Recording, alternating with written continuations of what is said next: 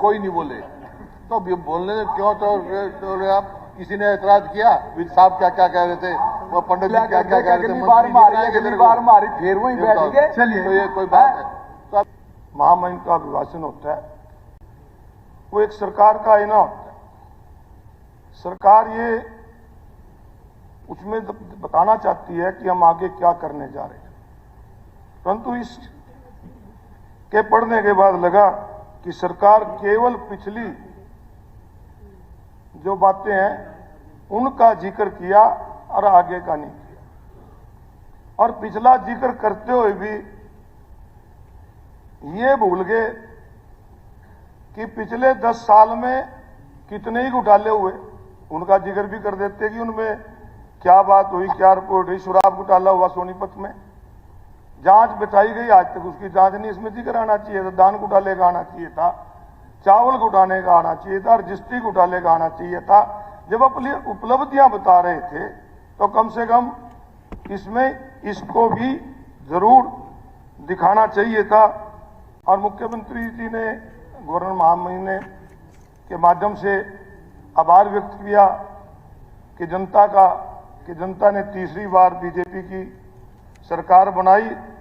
और मुख्यमंत्री जी को इस अभिभाषण में सरकार को यह भी दिखाना चाहिए था कि मुख्यमंत्री जी गिनती से 2 दिन पहले कह रहे थे कि सारे इंतजाम हो गए हैं, सारे अच्छे प्रबंध कर दिए गए हैं।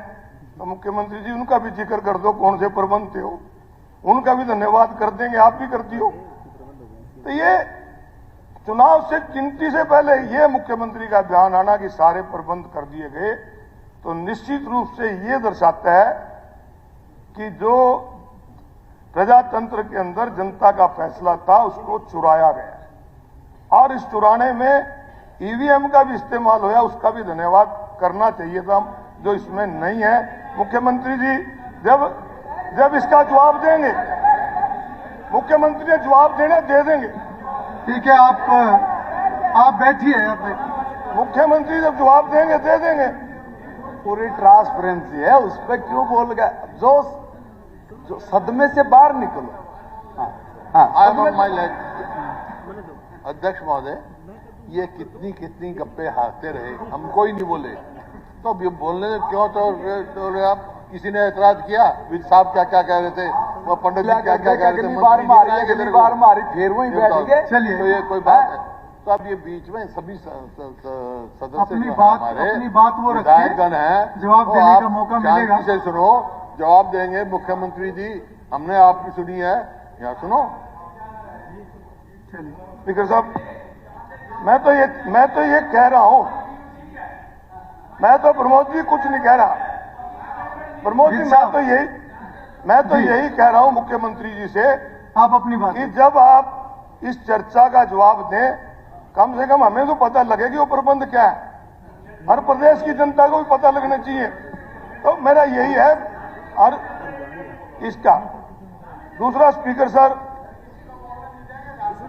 सर, हमारा प्रदेश जो है कृषि प्रधान प्रदेश है, और ज्यादातर लोग यहां खेती से जुड़े हुए हैं, और लगभग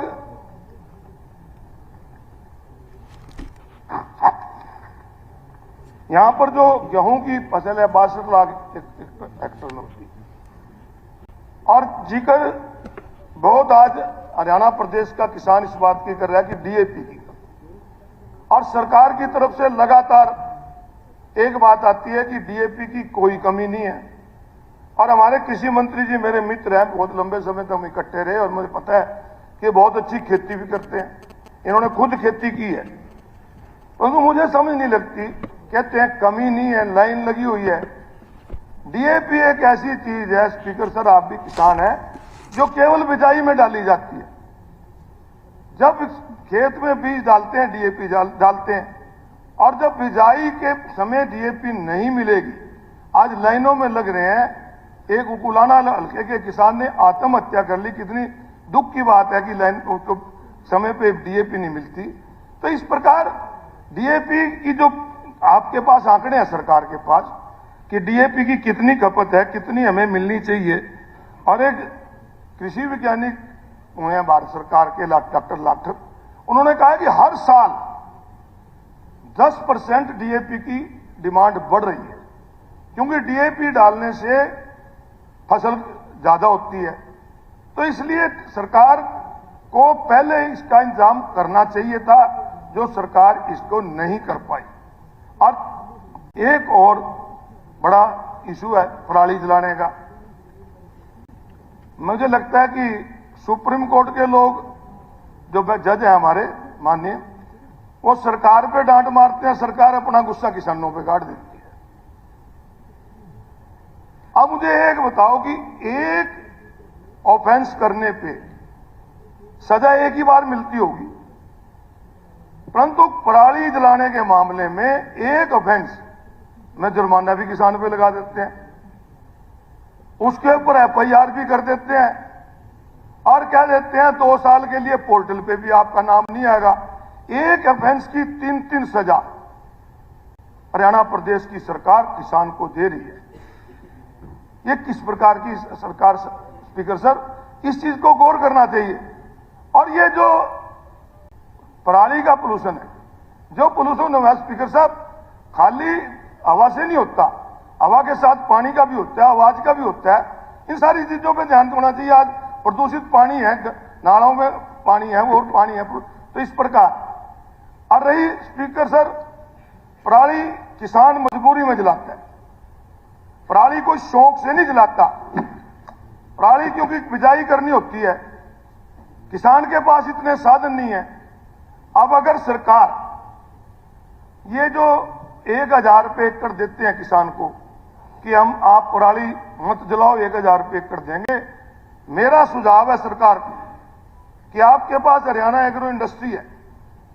एक समय ऐसा था जब किसान के पास ट्रैक्टर नहीं होता था, जब किसान के पास मशीनें की कमी थी, पैसे की कमी थी, तो हरियाणा एग्रो जो कॉर्पोरेशन है हमारी, वो किराए पे मशीनें देती थी, ट्रैक्टर देती थी, ताकि किसान को दिक्कत ना हो।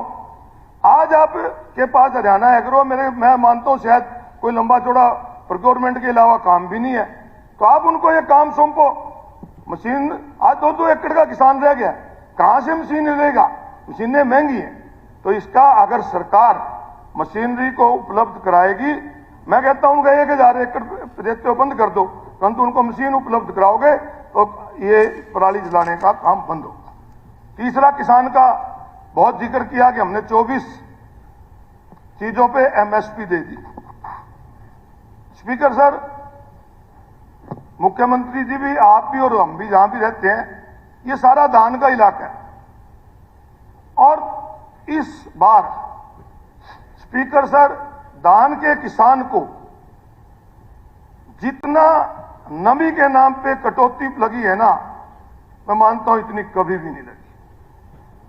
और इस बार जितना सूखा धान आया, इससे पहले कभी भी नहीं आया। हमारे कुरुक्षेत्र जिले के अंदर सारी मंडियों का अगर जिक्र करेंगे तो कम से कम 50 करोड़ रुपए किसान की जेब से दस्तक है। ये बात कृषि मंत्री जी भी अपने इलाके में जाके पता कर लें, मुख्यमंत्री जी कर लें, आप कर लें कि पर्चा कटता है 2320 रुपए में बिक गई।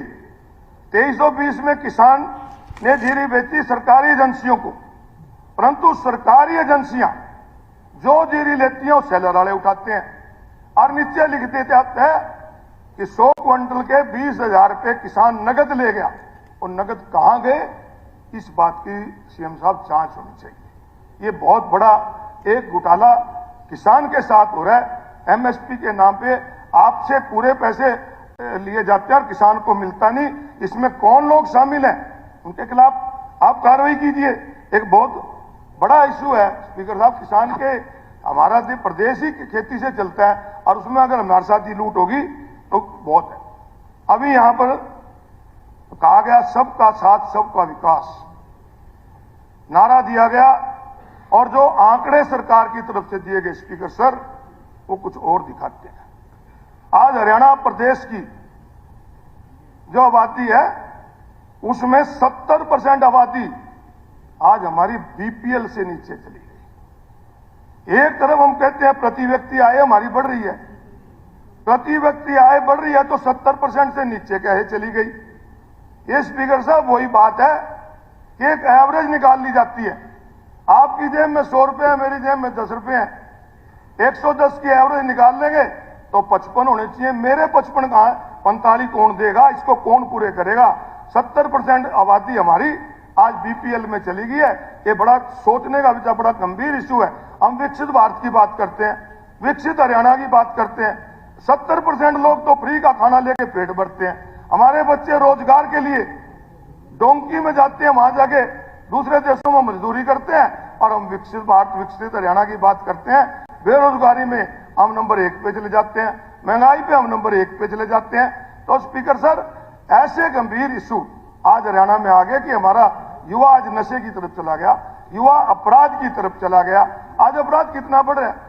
हमारे कुरुक्षेत्र जिला जो सीएम का जिला है, आज उसके अंदर रोजाना गोलियां चलती हैं। कभी आईलेट सेंटर पे गोली चल जाती है, कभी इस्लामाबाद में गोली मार के एक आड़ती को मार देते हैं, कभी पिपली की आड़ती के ऊपर गोलियां चल जाती हैं।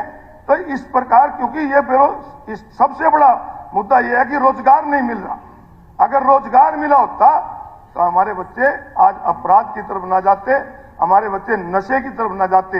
ये गंभीर मुद्दा है। जिक्र करते हैं कौशल रोजगार के अंदर, और बहुत जिक्र किया मूलचंद जी ने भी, विज साहब ने, कि हमने खर्ची पर्ची बंद कर दी। तो मैंने यूं तो बता दो, जो ये कौशल रोजगार में लगे हैं, यूं किसी पर्ची से लगे हैं। हमारे कुरुक्षेत्र में नगर परिषद में 50 एम्प्लॉइज लगे हैं। ये कहते थे हमारे कि ये कांग्रेस वाले झूठ बोलते हैं, संविधान की उल्लंघना नहीं होती। संविधान की उल्लंघना स्पीकर साहब इसमें स्पष्ट रूप से हुई। ये इसमें कोई आरक्षण ही नहीं है। आप कुटनेश्वर नगर परिषद के अभी मुझे कोई बता रहा था लगभग 50 कर्मचारी हैं जो इसमें कौशल रोजगार में लगे। उसके अंदर 2 SC हैं, 3 BC हैं। जबकि अगर इसमें आरक्षण दिया होता तो 50 में से 24 लगते, 47% आरक्षण लगता। जो खाने का काम SC BC का किया, ये फिर भी बात करते हैं। बड़ा जब क्रीमी लेयर की जिक्र कर रहे थे हमारे महामहिम जी, तो कह रहे थे, ताड़ियां पीट रहे थे कि 6 से 8 कर दी। यूं तो बता दो, 8 से 6 की न करी थी 10 साल तक। 8 से 6 लाडू, मैं कहना बड़ी ताड़ियां पीट रहे थे। नहीं, हुड्डा साहब का राज था, लागू कहाँ थी? करी हमने 8 से 6 नहीं थी, 6 की न करी थी। नहीं, आप घोषणा करके चले गए। आप केवल घोषणा करके चले गए, वो लागू नहीं थी। आप आंकड़े उठा के देखिए।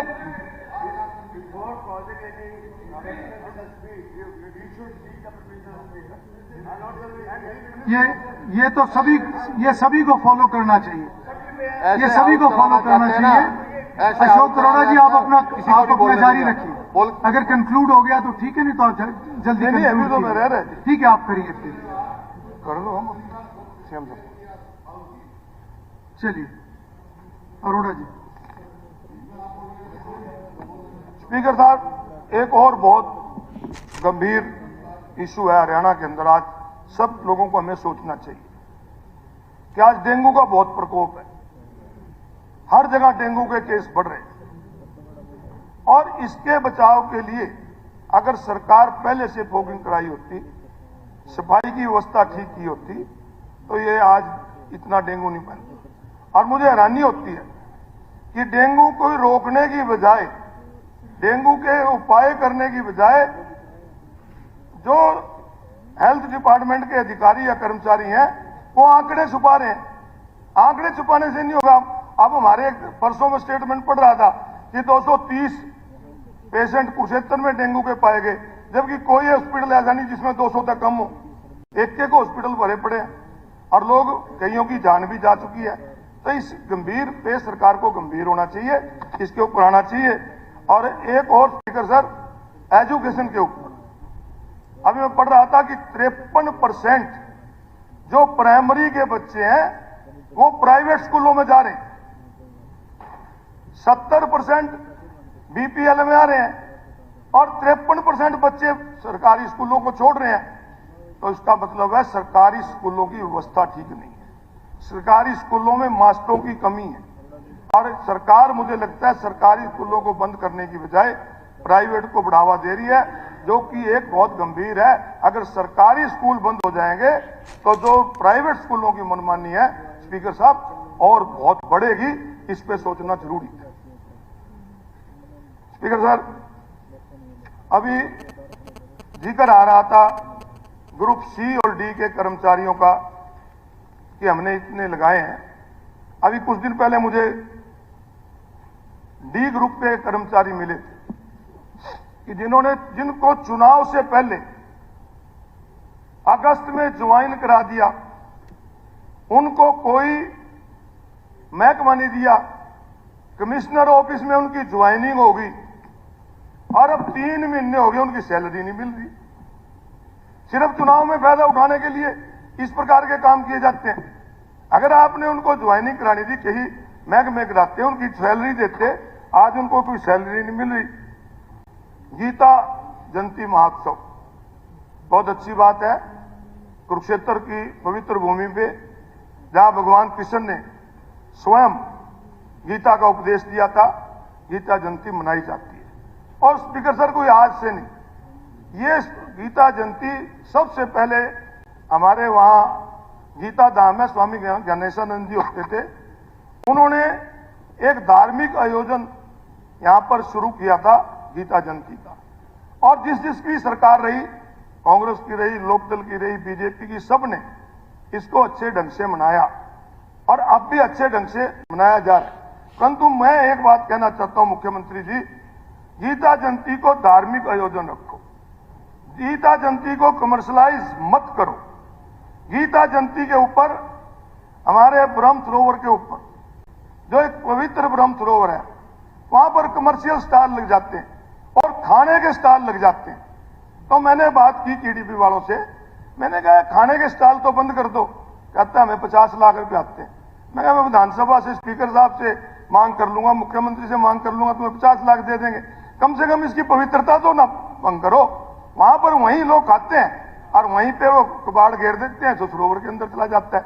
इसी प्रकार स्नेह सरोवर है, स्नेह सरोवर की पवित्रता के बारे में जब एमपी साहब थे, मुख्यमंत्री आज के, इनको भी मैंने उस समय कहा था कि सोच का सीधा पानी वहां जा रहा है, और हमने वहां पर केडीपी के सामने धरना दिया था, आज तक कुछ नहीं हुआ। तब धार्मिक आयोजन को धार्मिक दृष्टि से करना चाहिए। कितने लोग आएंगे, कितने नहीं आएंगे, उसके बारे में अच्छी बात है, जितने ज्यादा लोग आए, परंतु उसको कमर्शलाइज मत करें। ये मेरा आपको एक सुझाव है।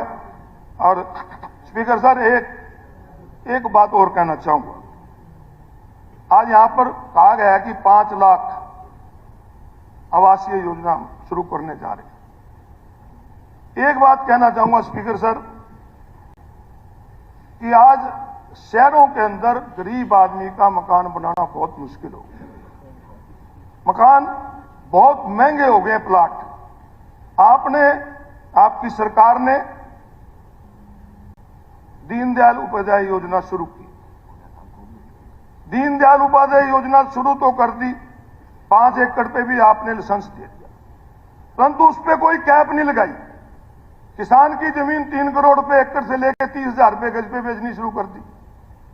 तो मेरा एक सुझाव है इसके अंदर कि पहले हुड्डा के सेक्टर कटा करते थे स्पीकर सर, हुड्डा के सेक्टर कटते थे, उनके ड्रा निकलते थे, और जो इकोनॉमिकल वीकर सेक्शन के लोग थे उसमें उनको प्राथमिकता दी जाती थी, उनका एक कोटा फिक्स होता था। तो मेरी एक बात है कि गरीब आदमी भी शहर में अपना मकान बना सके, उसको भी ठीक रेट पे दोबारा से हुड्डा के सेक्टर निकाले जाए, ड्रा निकाले जाए, नो प्रॉफिट नो लॉस पे सरकार काम करते हुए ये करे। पहले जो हुड्डा सेक्टर कटे थे उनको नगर परिषद में सफाई का ठेका दे दिया। अब हुड्डा के पास तो कुछ रहा ही नहीं, तो सफाई कौन कराओगे? नगर परिषद की अपनी नहीं सफाई होती। हुड्डा के सेक्टर भी आज ऐसे बन गए जैसे गांव में होते हैं, वहां भी सफाई की व्यवस्था नहीं है। आवारा पशुओं का एक बहुत बड़ा मुद्दा है।